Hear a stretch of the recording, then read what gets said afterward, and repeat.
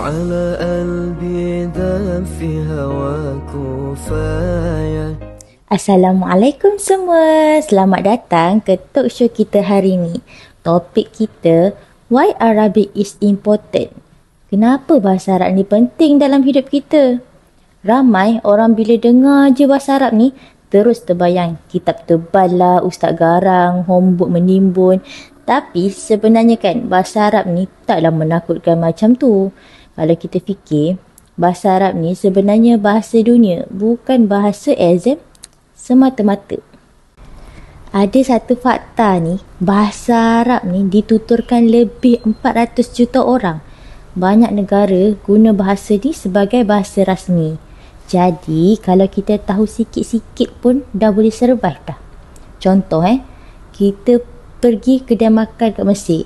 Kalau kita pandai order dalam bahasa Arab, kadang-kadang makanan sampai cepat je. Kalau tak tahu, silap-silap kita dapat nasi kosong. Sebab apa? Sebab diorang tak faham bahasa tu. Persoalan dia sekarang, kenapa penting?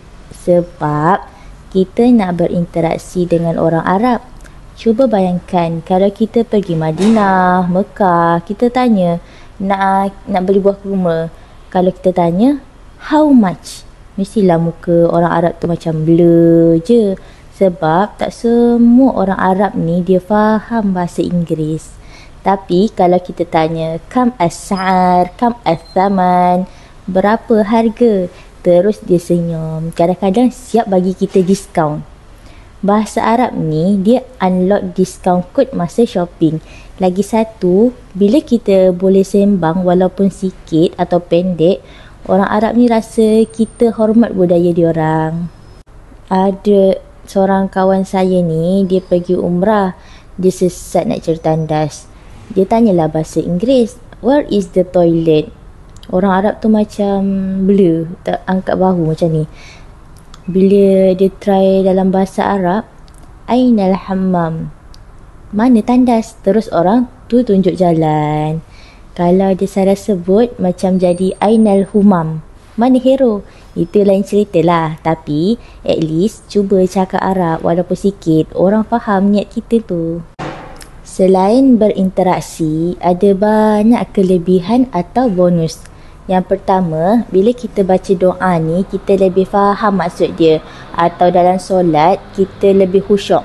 Kalau dari segi kerja pula, ramai syarikat cari orang yang boleh berbahasa Arab sebab pelanggan Timur Tengah besar pasar diorang.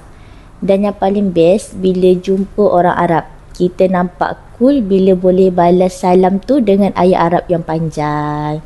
So, korang jangan risau kalau tersalah ke, tersasul ke. Yang paling kuat pun orang Arab tu, dia gelak-gelak mesra je. Kesimpulannya, kenapa bahasa Arab penting? Sebab bahasa Arab kita boleh berinteraksi, boleh bina hubungan, boleh elak sesat dan kadang-kadang boleh dapat harga murah.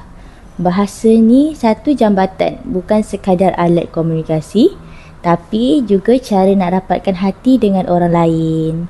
So, teruskan belajar bahasa Arab.